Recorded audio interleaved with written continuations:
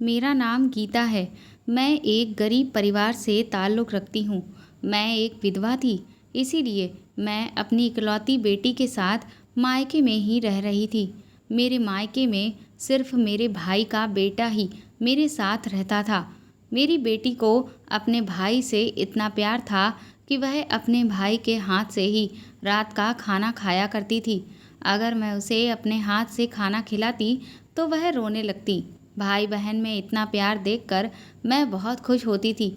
लेकिन हैरत की बात तो ये थी कि जब मैं अपनी बेटी के रिश्ते की बात करती तो मेरा भतीजा उसमें कोई ना कोई कमी निकाल कर उस रिश्ते के लिए इनकार कर दिया करता था। एक दिन मैंने बेटी को अपने कमरे में लिटा दिया और खुद उसके कपड़े पहनकर चादर ओढ़कर चुपचाप उसके बिस्तर पर लेट गई और लाइट बंद कर दी। अभी 5 मिनट ही गुजरे थे कि मेरे भतीजे ने मेरे पास आते ही ऐसी बात कही कि मैं सुन्न पड़ गई थी। वह कहने लगा कि बस कुछ दिनों की बात और है, फिर हम सब कुछ खुल्लम खुल्ला करेंगे और हमें किसी से भी डरने की ज़रूरत भी नहीं है। शादी की तैयारियां भी मैंने पूरी कर ली हैं। उसके मुंह से ये बात सुनकर मेरे पैरों तले से ज़मीन ही निकल गई थी। माता पिता अक्सर अनजान रहते हैं और उनके बच्चे ऐसा काम करने लगते हैं जिसके बारे में माता पिता ने कभी सोचा भी नहीं होता है। मेरा पति इस दुनिया से बहुत जल्दी ही चला गया था। भगवान ने मुझे एक खूबसूरत सी बेटी दी थी, लेकिन कुछ समय बाद ही मेरे पति का एक एक्सीडेंट में देहांत हो गया और उसके बाद से मेरे ससुराल वाले मेरी जान के दुश्मन बन चुके थे। उन्होंने मेरा वहाँ पर जीना ही मुश्किल कर दिया था। उन्हें ना तो मुझसे कोई लगाव था और ना ही मेरी बेटी से, लेकिन फिर भी अपनी बेटी की खातिर मैं सब कुछ बर्दाश्त करती रही। पर एक दिन उन्होंने मुझे मेरी बेटी के साथ घर से बाहर निकाल दिया। फिर ना चाहते हुए भी मुझे अपने मायके वापस आना पड़ा। मेरे मायके में भी कोई ज़्यादा लोग नहीं थे। मेरे माता पिता का देहांत तो पहले ही हो चुका था और मेरी भाभी भी इस दुनिया में नहीं थी। मेरा भाई अपने बेटे को अकेले ही गांव में रहकर पाल रहा था। जब मेरे पास और कोई सहारा नहीं बचा तो मैं अपने भाई के पास गांव में ही रहने के लिए आ गई थी और अपनी बेटी के साथ साथ मैंने अपने भतीजे की परवरिश करना भी शुरू कर दिया था, क्योंकि मेरे भाई के लिए काम के साथ साथ अपने बेटे को संभाल पाना भी बहुत मुश्किल था। मेरा भतीजा मेरी बेटी से 11 साल बड़ा था। जैसे जैसे समय बीत रहा था, मेरा भतीजा भी मुझे अपनी माँ समान ही समझने लगा था। मैं भी उसका बहुत ख्याल रखा करती थी। मेरे घर वाले शुरू से ही गांव में रहा करते थे, लेकिन वहाँ के पड़ोस के लोग हम लोगों को बहुत ज़्यादा तंग करते थे। हम गरीब लोग थे, इसीलिए अपने घर को छोड़कर ऐसे कहीं जा भी नहीं सकते थे। मैंने अपने पति से लव मैरिज की थी, जो कि एक बहुत बड़ा कदम था, जिस वजह से मेरे गांव के लोगों ने मेरे माँ बाप को भी बहुत सुनाया था। लेकिन अब किस्मत का खेल कुछ ऐसा था कि मुझे लौटकर फिर से गांव में आकर रहना पड़ रहा था। अब तो मैं एक विधवा औरत थी, जिस वजह से लोगों ने मुझे किसी भी तरह के ताने देने में कोई कमी नहीं छोड़ी थी। बल्कि एक बार तो मेरे पड़ोस में रहने वाली सुमन भाभी ने एक बार मुझ पर ये इल्ज़ाम लगा दिया कि मेरा उनके पति के साथ कुछ चल रहा है। मैं बहुत ज़्यादा खूबसूरत थी, इसी वजह से अपनी पड़ोसन को मैं बहुत बुरी लगती थी। मेरे आसपास के जितने भी घर थे, सभी घरों में मेरी बहुत तारीफ़ की जाती थी। सुमन को ये बात बिल्कुल भी पसंद नहीं थी, इसीलिए वह मुझे लोगों की नज़रों में गिराने के लिए कोई ना कोई बहाने ढूंढा ही करती रहती थी। उस टाइम पर मेरी बेटी बहुत छोटी थी और मेरा पति तो मर चुका था। इस वजह से मैं भी कुछ नहीं कर सकती थी। मैं अपने आप को बहुत लाचार महसूस करती थी। वह औरत मुझ पर तरह तरह के इल्ज़ाम लगा दिया करती थी, जिसको गांव के कुछ लोग सच भी मान लिया करते थे और फिर वह लोग मुझे कैरेक्टर लेस कहने लगे थे। और इधर बात मेरी बेटी के नाम तक भी आने लगी थी कि ये लड़की भी ऐसी ही होगी, देख लेना, बड़े होकर ये भी अपनी माँ के जैसी ही बनेगी। मेरे गांव के लोग मेरे भाई को समझाया करते थे कि वह मेरी शादी गांव के किसी गरीब मर्द के साथ कर दे, लेकिन ना तो मैं ऐसा चाहती थी और ना ही मेरा भाई ऐसा चाहता था, क्योंकि मेरी बेटी बहुत छोटी थी और मैं बिल्कुल नहीं चाहती थी कि कोई और दूसरा मर्द जो मेरी बेटी को स्वीकार ना कर सके, मैं ऐसे किसी इंसान से शादी करूं। और फिर आजकल के ज़माने को देखते हुए मुझे किसी पर भरोसा भी नहीं था।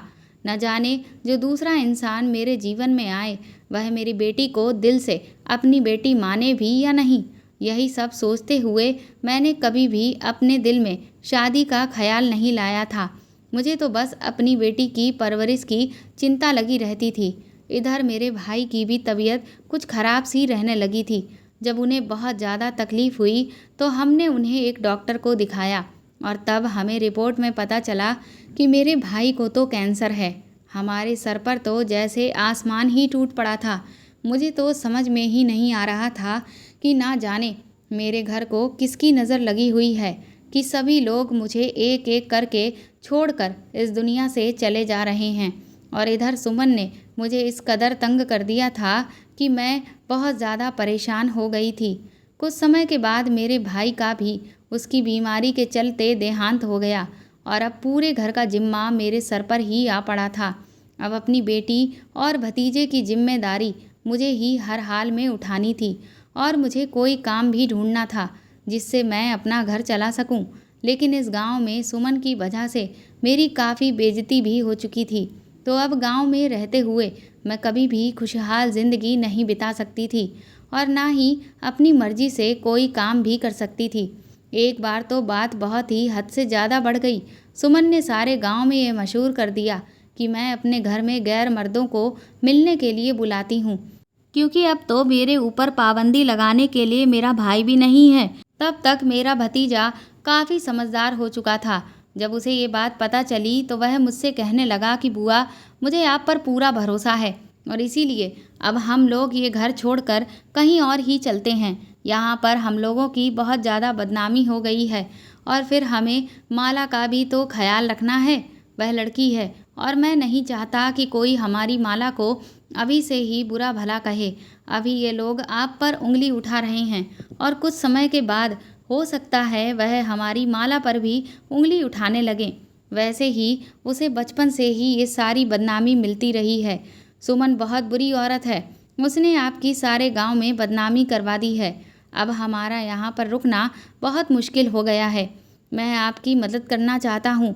हम लोग इस घर को छोड़कर कहीं और रहने के लिए चले जाएंगे। मैंने अपने भतीजे अमन से कहा, लेकिन यह हमारा अपना घर है। भले ही यह छोटा है लेकिन हम इस घर को छोड़कर कहाँ जा सकते हैं। अमन ने कहा, बुआ, ये दुनिया बहुत बड़ी है। हम कहीं भी इज्जत के साथ रह लेंगे, लेकिन यहाँ पर इस तरह से बेइज्जत होकर अब हम नहीं रह सकते हैं। रोज़ रोज़ कौन उस सुमन से अपनी ज़ुबान लड़ाएगा। मेरे भतीजे ने कहा कि बुआ, मैं अपनी बहन और आपसे बहुत ज़्यादा प्यार करता हूँ। मेरे लिए अब इस दुनिया में आप दोनों ही रह गए हैं। अब हालात ऐसे हो गए हैं कि हमारा यहाँ पर रुकना मुश्किल हो गया है। हर कोई आपको गलत नज़र से देखता है और मुझे और माला को भी किसी न किसी बात पर बेइज्जत करता रहता है। आखिर हम ऐसी ज़िंदगी कब तक गुजार सकते हैं। सुमन ने सारे गांव में मुझे चरित्रहीन साबित कर दिया था। यहाँ तक कि ये भी कहा कि मैं घर में रहते हुए अपने कम उम्र भतीजे पर भी गलत नज़र रखती हूँ और गैर मर्दों के साथ भी मेरा पहले से ही रिश्ता है। और इसी सब के चक्कर में मैंने अपने पति को भी मरवा दिया। मैंने अपने पति से लव मैरिज की थी और मेरा पति मुझे अपने साथ भगा कर ले गया था और फिर हमने शादी भी कर ली थी। मेरी खूबसूरती और मेरी लव मैरिज ने मुझे बेइज्जती और बदनामी के सिवा अब तक कुछ भी नहीं दिया था। मैंने सोचा था कि शादी करने के बाद जब मैं अपने पति के घर जाऊंगी तो वहाँ एक सुकून भरी ज़िंदगी गुजार सकूंगी, लेकिन मुझे नहीं पता था कि शादी के बाद तो मेरा सारा सुकून ही ख़त्म होने वाला है। क्योंकि पहले तो मेरे ससुराल वाले मुझे तंग करते रहे और जब मैं वापस अपने मायके लौट कर आई तो सुमन जैसी औरत मेरी ज़िंदगी में एक विलन का रोल निभाने लगी थी। मैं धीरे धीरे डिप्रेशन का शिकार होने लगी थी, जिस कारण से मैं अपनी छोटी सी बेटी पर भी बहुत सख्ती करने लगी थी। अब मेरी बेटी 20 साल की हो गई थी और मेरा भतीजा 32 साल का हो गया था। हम लोग रात के अंधेरे में वह गांव छोड़कर शहर आ गए थे। मैं अपने माता पिता की छोटी और लाडली बेटी थी। मेरा पति मेरे गांव में ज़मींदार के यहाँ पर काम करने के लिए आता था। उसी वक्त मेरा उसके साथ चक्कर चल गया था। मैं पढ़ी लिखी लड़की थी और अच्छी तरह से इस बात को जानती थी कि मेरे माता पिता कभी भी अपनी पढ़ी लिखी बेटी की शादी एक गंवार के साथ नहीं करेंगे। लेकिन मुझे अपने पति से इतनी ज़्यादा मोहब्बत थी कि कभी मैंने उनके पढ़े लिखे ना होने का कोई मतलब नहीं समझा था, क्योंकि वह मुझे बहुत खुश रखते थे और मुझे उनकी मेहनत पर पूरा भरोसा था। इसीलिए मैं उनके प्यार में अंधी होकर अपने माता पिता का घर छोड़कर चली गई थी। मेरे पति का ससुराल भरा पूरा था। वहाँ मेरे जेठ जेठानी, देवर देवरानी और सास ससुर थे। शादी के बाद ससुराल में मुझे अपने पति की वजह से कभी कोई दिक्कत नहीं हुई थी, लेकिन जब मेरे पति का देहांत हो गया तब से ही मुझे इन सारी परेशानियों का सामना करना पड़ रहा था। शहर आने के बाद मेरे भतीजे ने एक मकान किराए पर ले लिया। मैंने अपने सारे जेवर भी बेच दिए थे जो मेरे पति ने मुझे बनवा कर दिए थे। बस इसी तरह से हमने अपना गुजर बसर करना शुरू कर दिया था। धीरे धीरे मेरे भतीजे को शहर में अच्छा काम मिल गया और हमारे हालात बेहतर होते चले गए। अब मेरी बेटी भी जवान हो गई थी। हम लोग एक छोटे से किराए के घर में रहते थे। मेरी बेटी को बहुत अच्छी सिलाई आती थी और उसने घर में ही एक छोटा सा सेंटर खोल लिया था। और मेरा भतीजा लोगों के घरों में बढ़ई का और पेंटिंग का काम करता था। हम लोग बहुत सिंपल लोग हैं और हमारा गुजारा शहर आने के बाद आराम से हो रहा था।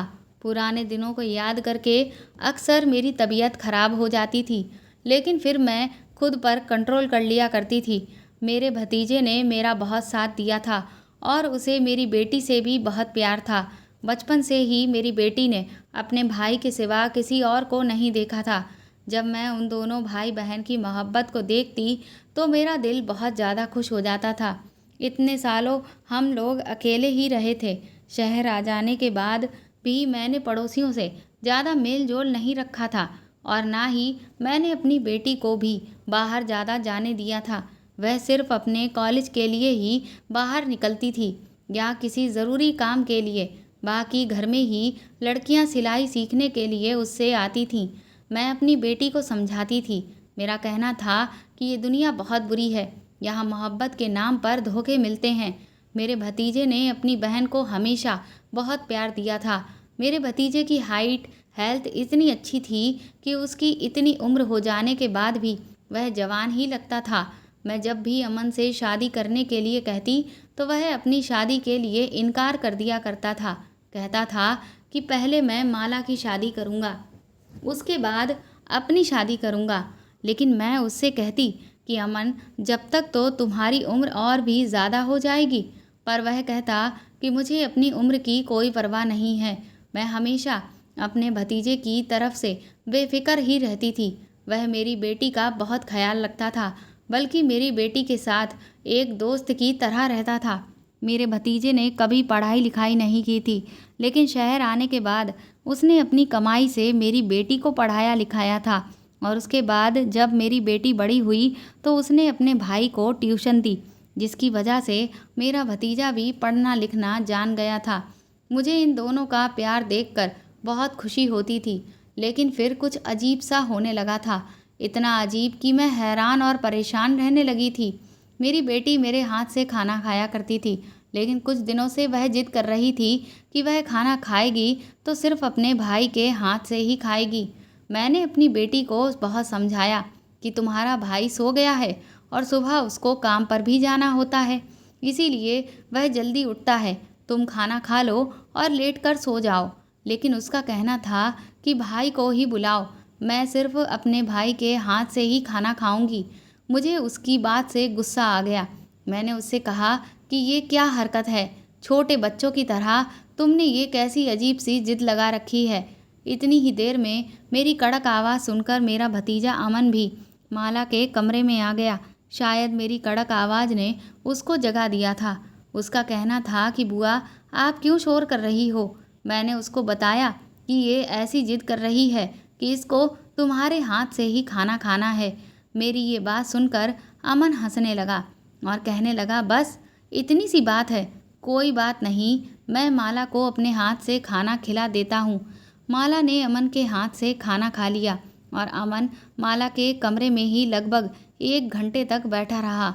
रात के तकरीबन 11 बज चुके थे। मैंने कहा, खाना खिलाते खिलाते तुमने तो पूरा 1 घंटा ही लगा दिया। सुबह तुम जल्दी भी उठते हो और इस तरह से इतनी रात तक जागोगे तो फिर कैसे सुबह को तुम्हारी आंख जल्दी खुलेगी।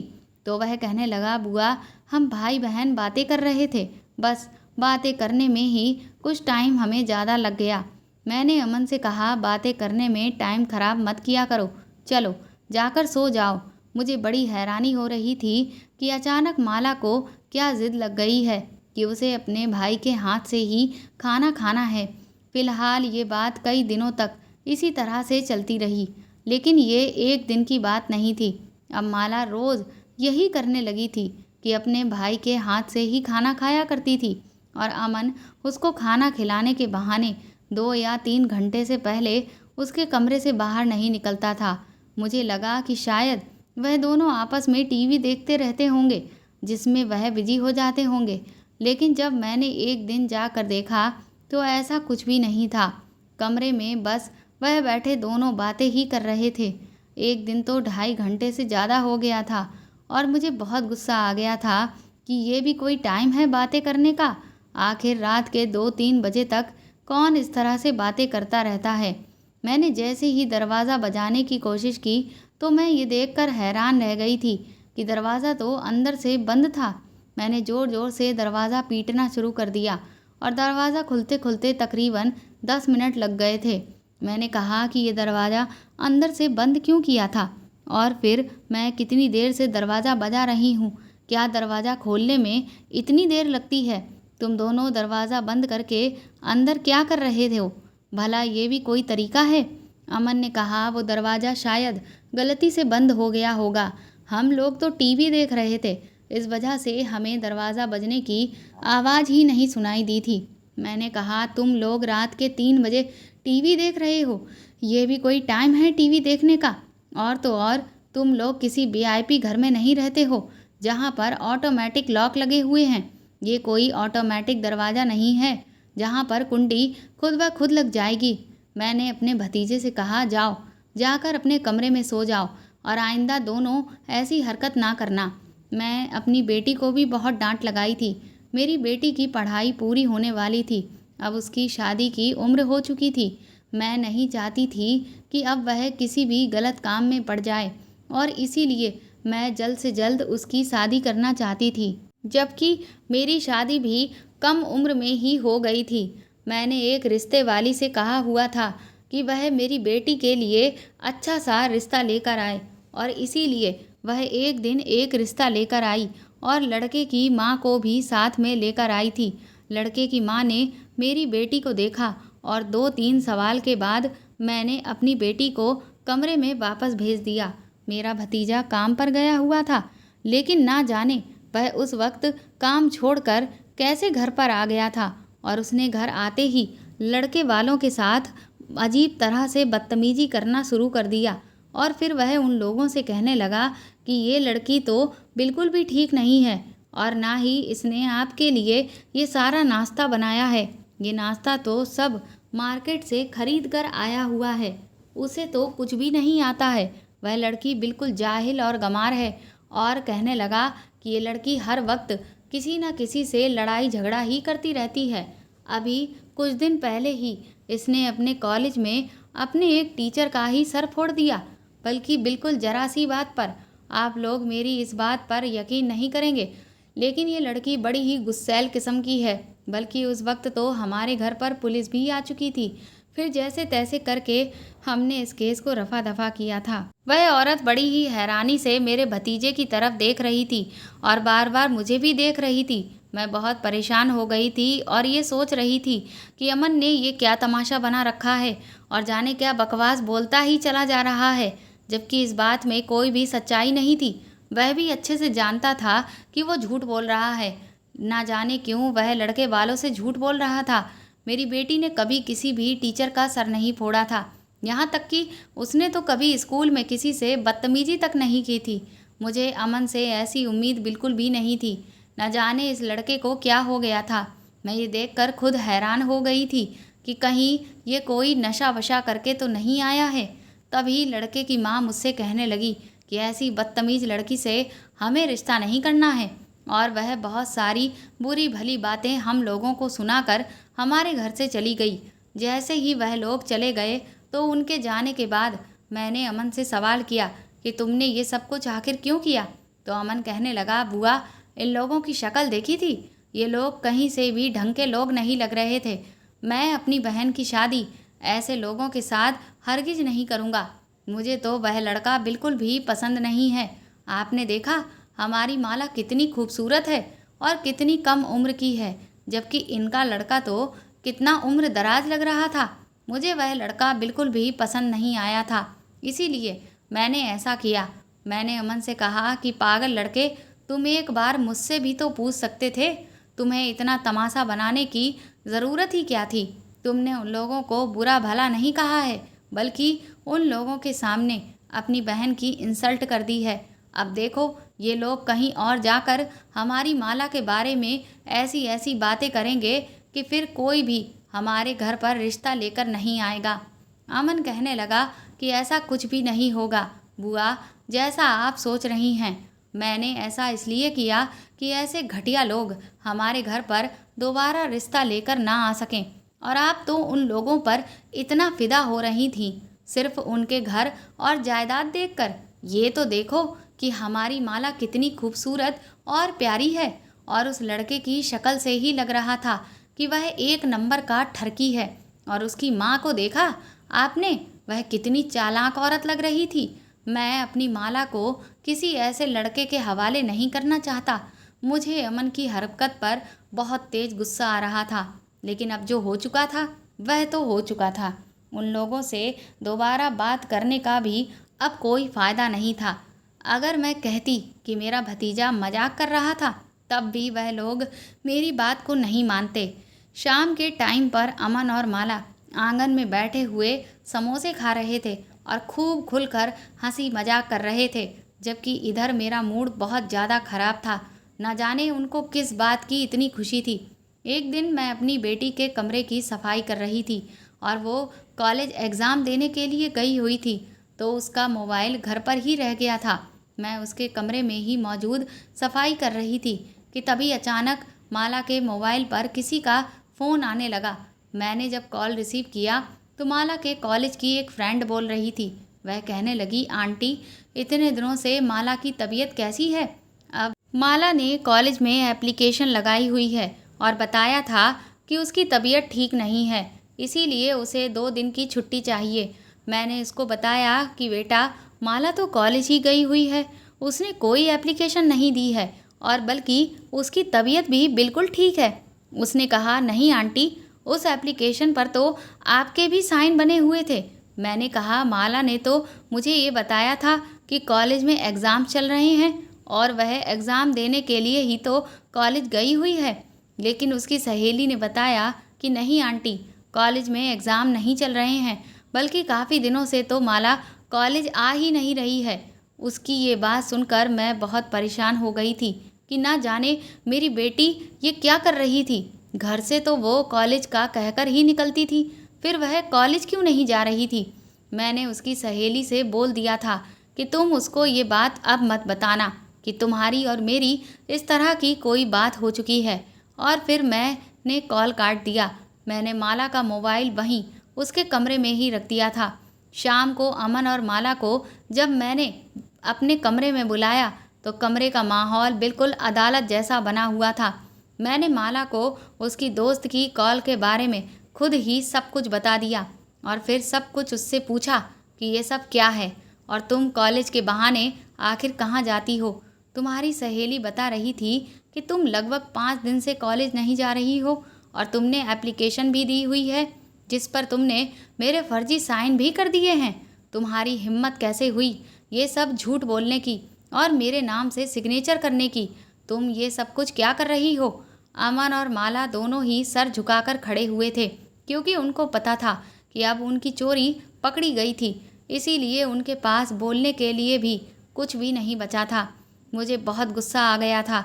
मैंने कहा, जो कुछ भी है तुम लोगों ने किया है, सच सच बताओ। नहीं तो मैं तुम दोनों को ठीक करके रख दूंगी। मैं अच्छी तरह से जानती थी कि मेरे भतीजे अमन ने इस सब में माला का साथ जरूर दिया होगा। मैंने अपनी बेटी से कहा कि मैं तुम्हें पैसे देना बंद कर दूंगी और फिर देखूंगी कि तुम अपना खर्चा कैसे करोगी। तभी अचानक माला कहने लगी, माँ, मैंने कुछ दिन की छुट्टी ले ली थी और मैं अपने दोस्तों के साथ मूवी देखने के लिए जाया करती थी भैया की परमिशन लेने के बाद। और हम सब लड़कियां आपस में मिलकर पार्क भी घूमने जाते थे। मैंने कहा कि तुम्हें संडे का दिन घूमने के लिए और मूवी देखने के लिए नहीं मिलता है क्या? अमन बोला, बुआ, मेरा दिल कर रहा था मूवी देखने जाने का, इसीलिए मैंने ही कहा था माला को कि कॉलेज की छुट्टी करने को और आपसे झूठ बोलने को। मैंने कहा, अमन, आखिर तुम लोग कर क्या रहे हो? वह कहने लगा, बुआ, मुझे माफ़ कर दो, मैं आपसे माफ़ी मांगता हूँ और माला को भी माफ़ कर दो। इसमें इसकी कोई गलती नहीं है, बस मेरा दिल कर रहा था, इसीलिए मैंने माला से कॉलेज की छुट्टी लेने के लिए कहा था और हम लोग एक दिन मूवी देखने गए तो एक दिन पार्क चले गए थे। उन दोनों का बिहेवियर मुझे बिल्कुल भी समझ में नहीं आ रहा था। न जाने आखिर ये लोग क्या कर रहे थे और इनके बीच में क्या खिचड़ी पक रही थी। घर में भी मेरा भतीजा और मेरी बेटी यही अजीब अजीब तरह की हरकतें किया करते थे।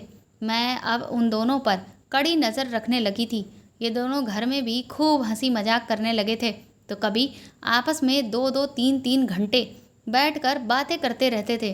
भाई बहन में अब कुछ ज़्यादा ही मोहब्बत हो गई थी। इन दोनों को एक दूसरे के अलावा तो जैसे कोई दिखाई ही नहीं दे रहा था। इस बीच मैंने माला के लिए एक और रिश्ता देखना शुरू कर दिया था और अपने भतीजे को साफ कहा था कि अगर लड़के में कोई कमी दिखे तो तुम मुझे बताना, ना कि लोगों के सामने वहाँ पर माला का तमाशा बनाना। वह सब कुछ दोबारा से दोहराने की अब कोई ज़रूरत नहीं है, क्योंकि तुम इतना नहीं जानते हो कि ऐसा करने से तुम्हारी बहन की भी बदनामी होगी और इस तरह से तुम्हारी बहन के रिश्ते आने भी बंद हो जाएंगे। ये बात सुनकर मेरे भतीजे ने मुझसे एक बड़ी ही अजीब सी बात कही। उसने कहा कि मेरी बहन को रिश्ते की कोई ज़रूरत नहीं है। उसके मुंह से ये सुनकर मैं हैरान रह गई थी। मैंने तुरंत ही अमन से कहा कि आखिर तुम कहना क्या चाहते हो? क्या मतलब है तुम्हारी इस बात का कि उसे रिश्तों की ज़रूरत नहीं है? मेरा भतीजा तुरंत ही सकपकाया और कहने लगा, अरे वो बुआ, बस वो तो मेरे मुंह से यूं ही निकल गया, ऐसी भी कोई बात नहीं है। मैं तो अपने भतीजे और अपनी बेटी से बहुत ज़्यादा परेशान हो गई थी। पता नहीं ये लोग क्या करते रहते हैं और अपने दिमाग में क्या सोचते हैं। ये सब मेरी ही वजह से हुआ था कि मैंने अपने भतीजे और अपनी बेटी को कुछ ज़्यादा ही छूट दी हुई थी। इस बार मैंने अपनी बेटी के लिए जो रिश्ता ढूंढा था उसमें कोई गलती निकाल ही नहीं सकता था। लड़का बहुत कम उम्र का था, देखने में हैंडसम भी बहुत था। उसकी फैमिली भी छोटी सी और बहुत अच्छी थी। अमीर परिवार से वह लोग ताल्लुक़ रखते थे। लड़का बैंक में नौकरी करता था और बहुत ही खूबसूरत और गोरा चिट्टा था और लड़के के माँ बाप भी शिक्षक विभाग में थे। और मेरी बेटी से वह लड़का उम्र में ज़्यादा बड़ा भी नहीं था, बल्कि उसकी उम्र के बराबर ही होगा। लड़के वालों को मेरी बेटी भी पसंद आ गई थी, क्योंकि मेरी बेटी माला बहुत ज़्यादा खूबसूरत थी।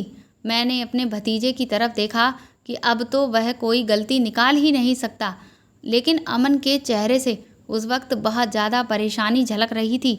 लड़के वालों ने कहा कि हमें आपकी बेटी बहुत पसंद आ गई है और हम जल्द से जल्द मंगनी की रस्म भी करना चाहते हैं और जल्दी ही शादी करके आपकी बेटी को अपने घर की बहू बनाकर ले जाना चाहते हैं। मुझे ये बात सुनकर बहुत खुशी हुई थी और मुझे उनकी ये बात बहुत अच्छी भी लगी थी।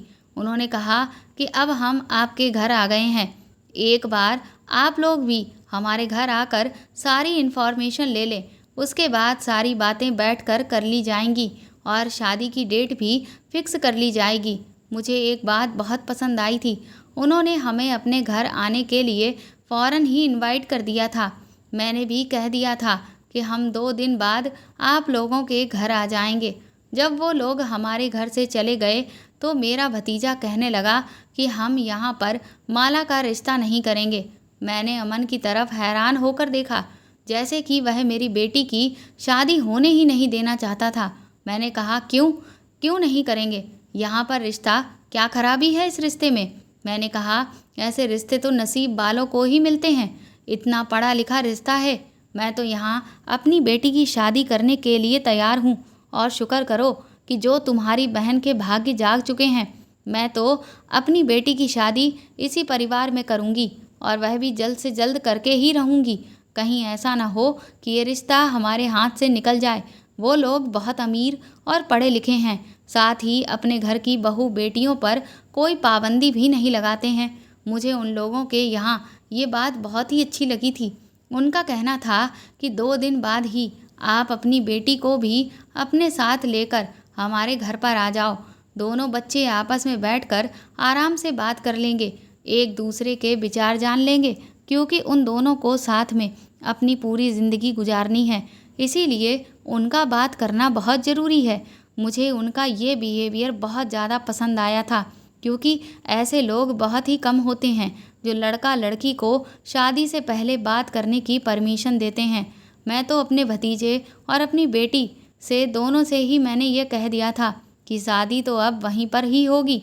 दोनों मेरी बात पर खामोश हो गए थे, और मैंने उनकी खामोशी को हाँ समझ लिया था, क्योंकि खामोशी का मतलब तो यही होता है। मैंने लड़के वालों के घर जाने की तैयारी भी करने लगी थी। मैंने माला के लिए भी एक अच्छा सा सूट निकाल लिया था, और अपने लिए भी खूब अच्छी सी साड़ी तैयार कर ली थी। लेकिन जब 2 दिन बाद हमें उनके घर जाने के लिए निकलना था, तो घर में ना तो अमन मौजूद था, ना ही माला। दोनों ही घर से ये कहकर निकल गए थे कि दोनों लड़के वालों की फैमिली के लिए गिफ्ट्स और मिठाइयाँ लेने जा रहे हैं, क्योंकि खाली हाथ वहाँ पर जाना अच्छा नहीं लग रहा था। लेकिन उन दोनों को मार्केट गए हुए 2 से 3 घंटे बीत चुके थे। अभी तक वह घर वापस नहीं आए थे। उन लोगों ने हमें दोपहर के खाने पर बुलाया था, और दोपहर के 3 बज चुके थे। दोपहर के खाने का टाइम भी निकला जा रहा था। अगर हम देर से जाते तो वह लोग ना जाने क्या समझते। ये हमारी इज्जत और बेइज्जती का मामला था। मैंने अमन को फ़ोन मिलाया तो वह फ़ोन रिसीव भी नहीं कर रहा था, और फिर जब कहीं बहुत देर के बाद जाकर थोड़ी के देर के बाद उसने मेरा फ़ोन रिसीव किया, तो फिर वह हर बार यही कहता कि अभी हम लोग आ रहे हैं, बस रास्ते में ही हैं। ट्रैफिक बहुत ज़्यादा मिल रहा है जिसमें हम लोग फंसे हुए हैं, इस वजह से देर हो रही है। लेकिन थोड़ी देर के बाद मेरे भतीजे ने अपना मोबाइल नंबर स्विच ऑफ कर दिया, और मेरी बेटी का नंबर भी स्विच ऑफ जा रहा था। मैं बार बार दोनों का नंबर ट्राई कर रही थी और बहुत ज़्यादा परेशान हो गई थी। दोनों का ही नंबर लग ही नहीं रहा था। शाम के 4 बज चुके थे, और अभी तक मेरे भतीजे और बेटी का कुछ अता पता नहीं था। लड़के वाले बार बार कॉल कर रहे थे कि आप लोग आ नहीं रहे हैं क्या। मैंने उनको कोई ना कोई बहाना बनाकर कहती कि बस मैं थोड़ी देर में आ रही हूँ। मुझे उन लोगों के सामने बहुत ज़्यादा शर्मिंदा होना पड़ रहा था। मैंने सोचा भी था कि मैं खुद चली जाऊँ, लेकिन अगर वह मुझसे पूछते कि आपकी बेटी और आपका भतीजा कहाँ है, वह लोग आपके साथ क्यों नहीं आए, तो फिर मैं उन्हें क्या जवाब देती। अब जब शाम के 6 बज चुके थे और मैंने अपना फ़ोन भी स्विच ऑफ कर दिया था, क्योंकि मुझे अब उनके सवालों के जवाब देने की हिम्मत ही नहीं हो रही थी, तब रात के तकरीबन 8 बजे के आसपास दोनों भाई बहन हंसते हुए घर में दाखिल हो रहे थे। मुझे दरवाजे पर खड़ा हुआ देखकर उनके चेहरे की मुस्कुराहट तो बिल्कुल ही गायब हो गई थी। मैंने कहा, तुम दोनों को गए हुए पूरे 8 घंटे हो गए हैं, आखिर तुम लोग कब तक गिफ्ट्स और मिठाइयाँ ही ले रहे थे। मेरा भतीजा कुछ बोलने ही वाला था कि मैंने उसके मुंह पर ज़ोरदार थप्पड़ मार दिया और कहा कि ये क्या बदतमीजी लगाई हुई है, कहाँ थे तुम दोनों अभी तक। पहली बार मैंने अपने भतीजे पर हाथ उठाया था, क्योंकि वही मेरी बेटी को मार्केट लेकर गया था। मैंने कहा कि तुम लोग जानते हो कि तुम लोगों ने मुझे आज कितना शर्मिंदा करवाया है। मेरी बेटी तो खामोशी से खड़ी हुई थी, लेकिन अमन कहने लगा, बुआ आप मेरी बात आज कान खोलकर सुन लीजिए, मुझे उस घर में अपनी बहन का रिश्ता नहीं करना। मैंने कहा, क्या मुसीबत है, सब कुछ तो ठीक है, घर परिवार, लड़का, उसके माता पिता, उसकी नौकरी, तो अब आखिर तुम्हें क्या परेशानी है, अब आखिर किस बात की कमी निकालोगे। इस पर अमन कहने लगा, ये लड़का कितना ही अच्छा क्यों ना बन जाए, लेकिन मुझे अपनी बहन की शादी उस लड़के के साथ नहीं करनी है तो मतलब नहीं करनी है। माला बोली, माँ मुझे किसी से भी शादी नहीं करनी है, और ये कहकर वह दोनों घर के अंदर चले गए और अपने अपने कमरे में जाकर बंद हो गए। मेरे भतीजे ने कभी भी मुझसे आज तक ऊंची आवाज़ में बात नहीं की थी और कभी भी मेरी मर्जी के खिलाफ वह नहीं गया था। फिर आज इसको न जाने ऐसा क्या हो गया, तो मैं इस वजह से सारी रात टेंशन में जागती रही और बहुत ज़्यादा बेचैन होती रही। मैं ये भी देख रही थी कि कभी अमन मेरी बेटी के कमरे में सारी रात नहीं बैठता था, लेकिन न जाने ये लोग अब आपस में क्या खिचड़ी पका रहे थे जो अब वह इतनी रात तक एक साथ बैठे रहते थे। एक दिन मैंने माला से कहा कि तुम मेरे कमरे में जाकर सो जाओ, मुझे आज तुम्हारे कमरे की सफाई करनी है।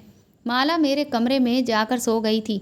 मैंने माला जैसा सूट पहन लिया और उसके कमरे में जाकर बेड पर लेट गई और ऐसे बिहेव कर रही थी कि जैसे मैं बहुत ही गहरी नींद में सो रही हूँ। और ऊपर से मैंने एक चादर भी ओढ़ ली थी ताकि मैं दिख ना सकूं। मेरे वहाँ पर आने के लगभग 1 घंटे के बाद अमन भी माला के कमरे में आ गया और उसने अंधेरे में मेरे करीब आकर कहा, क्या हुआ, आज तुम इतनी जल्दी क्यों सो गई हो? आज तो बहुत सारा काम करना है। मैं ऐसे एक्टिंग कर रही थी कि जैसे मैं जाग तो गई हूँ, लेकिन अपना चेहरा ढका हुआ था और कमरे में अंधेरा भी था, जिस वजह से मेरा भतीजा मुझे पहचान नहीं सका। मेरा भतीजा कहने लगा कि अभी तो सिर्फ 24 घंटे ही बाकी हैं और फिर हमें किसी से भी डरने या कुछ भी छुपाने की कोई ज़रूरत नहीं पड़ेगी। हम जो करेंगे खुल्लम खुल्ला करेंगे और बुआ भी फिर हमें रोक नहीं पाएंगी। आज तो मैं इतना खुश हूँ कि मैं तुम्हें क्या बताऊँ। मैं सोच भी नहीं सकता था कि हम इतने खुशकिस्मत हो सकते हैं। मैंने तो अपने फ्यूचर के सपने भी देखने शुरू कर दिए हैं और तुम देखना, शादी के बाद हमारी ज़िंदगी बहुत आसान और हसीन हो जाएगी। शादी की बात सुनते ही मेरे पैरों तले से ज़मीन निकल गई थी कि आखिर मेरा ये भतीजा किस तरह की बातें कर रहा था अपनी बहन के साथ। वह कहने लगा कि तुमने अपनी शादी के कपड़ों का इंतज़ाम तो कर लिया है ना? ऐसा ना हो कि आखिरी टाइम पर तुम शॉपिंग करने की मुझसे ज़िद करने लगो। मैंने तो अपनी शॉपिंग भी करनी शुरू कर दी है। जैसे ही मेरे भतीजे ने मुझसे ये बात कही तो मैं एक झटके से उठ खड़ी हुई और मैंने लाइट ऑन कर दी और फिर अपने भतीजे के मुंह पर थप्पड़ दे मारा और उससे कहने लगी कि तुम ये किस तरह की घटिया बातें मुझसे कर रहे हो? तुम किससे शादी करना चाहते हो और तुम किसकी शादी पर कपड़े पहनने की बात कर रहे हो? ये सब तुम क्या कह रहे हो? अमन बताओ मुझे, आज मैं सारी सच्चाई जानना चाहती हूँ। मेरे ज़ोर ज़ोर से चिल्लाने और शोर मचाने की आवाज़ सुनकर माला भी वहाँ पर आ गई और आकर मेरा हाथ पकड़ लिया और कहने लगी कि माँ, भैया को मत मारो, मैं आपको सब कुछ बताती हूँ। मैंने अपनी बेटी से चिल्लाते हुए कहा, हाँ, आज तुम मुझे बताओ और तुम मुझे क्या बताना चाहती हो और आखिर क्या समझाना चाहती हो? मैं तो तुम लोगों को ज़रूरत से ज़्यादा प्यार करती थी और इसी बात का तुम दोनों ने आज फ़ायदा उठाया है। ये रिश्ता हमारे लिए बहुत अच्छा था। तुम्हारा भाई कहीं भी तुम्हारा रिश्ता होने ही नहीं देता। तुम लोग घर से गायब हो जाते हो और अब यहाँ बैठ करके तुम्हारा भाई किस तरह की मुझसे बातें कर रहा था। आखिर ये सब कुछ क्या हो रहा है? प्लीज़ तुम दोनों को मेरी कसम है, मुझे सब कुछ बता दो, नहीं तो फिर मैं अपनी जान ही ले लूँगी। मैं अपने होश खो चुकी थी उस वक्त और बिल्कुल बदहवास सी हो गई थी और जो मेरे मुंह में आ रहा था मैं बस वही कहती ही चली जा रही थी, कुछ भी सोच समझ नहीं रही थी। लेकिन जैसे ही मुझे अमन और माला ने अपनी बात बतानी शुरू की कि मेरे पैरों तले से ज़मीन ही निकल गई थी। पहले तो अमन ने बताया कि मुझे हमारे ही गांव में रहने वाली एक लड़की से मोहब्बत हो गई है, जिस गांव ने आपको इतनी ज़्यादा तकलीफ़ें दी थी, जिन लोगों का जिक्र आप इस घर में बर्दाश्त तक नहीं कर सकती। और तो और सुमन भाभी का जवान बेटा पंकज, उससे माला मोहब्बत कर बैठी है और उसी के साथ शादी भी करना चाहती है। अब ये कोई इत्तेफाक था या और कुछ जो हम दोनों आपके ही नफ़रत करने वाले लोगों से मोहब्बत कर बैठे? मुझे तो हमारे गांव के प्रधान की बेटी, जिसकी शादी अभी तक नहीं हुई है, उससे मोहब्बत है। उससे मेरी मुलाकात तब हुई थी जब मैं एक आदमी के घर पेंट करने के लिए गया था। वहाँ पर वह आई हुई थी और उसे देखते ही मुझे उससे प्यार हो गया और इसी तरह से हम दोनों का प्यार बहुत गहरी मोहब्बत में बदल गया था। सुमन भाभी के बेटे पंकज की मुलाकात माला से उसके कॉलेज में हुई थी। इसी तरह से दोनों की दोस्ती भी मोहब्बत में बदल गई। हम दोनों अपने ही गांव में रहने वाले लोगों के साथ मोहब्बत कर बैठे थे, जिनसे आप नफरत करती थीं। अगर हम आपको ये बात पहले बताते तो आप हमारी बात को नहीं मानती।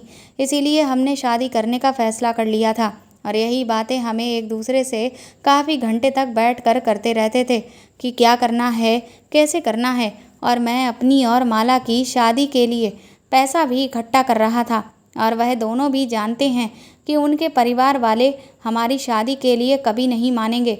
इसीलिए हम चारों ने घर से भागकर शादी करने का फ़ैसला भी कर लिया है कि हम कोर्ट मैरिज कर लेंगे। फिर धीरे धीरे आप सबको ये बात पता चल जाएगी तो फिर आप लोग हमें माफ़ कर दोगे।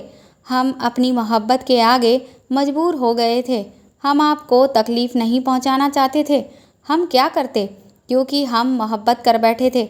सुमन भाभी का बेटा और गांव के प्रधान की बेटी, वह दोनों ही हमसे सच्चा प्यार करते हैं, तो आपकी मर्ज़ी से शादी आखिर हम कैसे कर सकते थे। इस बीच आप माला का रिश्ता देख रही थी, इसीलिए मैं कोई ना कोई बहाना बना दिया करता था और माला का वो रिश्ता कैंसिल करवा दिया करता था। माला कहने लगी, मम्मी, भैया मुझसे बहुत प्यार करते हैं। भैया ने हमेशा मेरा ही साथ दिया है। क्या आप नहीं चाहती कि भैया की शादी भी उनकी मर्जी के मुताबिक हो जाए? और क्या आप नहीं चाहती कि हम अपनी खुशी से पूरी ज़िंदगी गुजारें अपने मनपसंद शख्स के साथ? अमन कहने लगा, बुआ, हम नहीं चाहते थे कि आपको हमारी शादी की खबर हो जाए। जब तक हमारी शादी नहीं हो जाती तब तक हम आपसे ये बात छुपा कर रखना चाहते थे। इसीलिए हम बहाने बनाते रहते थे। हमें एक दूसरे से अभी और बातें करनी थी और कल के बारे में प्लानिंग भी करनी थी। मेरी बेटी और भतीजे ने हाथ जोड़ लिए और कहने लगे कि हमें माफ़ कर दीजिए। आपको ये सब सुनकर बहुत दुख होगा कि कल हमारी शादी है। माला कहने लगी, माँ, आपने ही तो मुझे सिखाया था कि मेरे इस दुनिया में पिता नहीं है, लेकिन पिता, दोस्त और भाई सब कुछ मुझे अमन में ही मिल गया था। इसलिए हम एक दूसरे की मदद करते थे। हमने एक दूसरे की मर्जी से लाइफ पार्टनर पसंद किया है।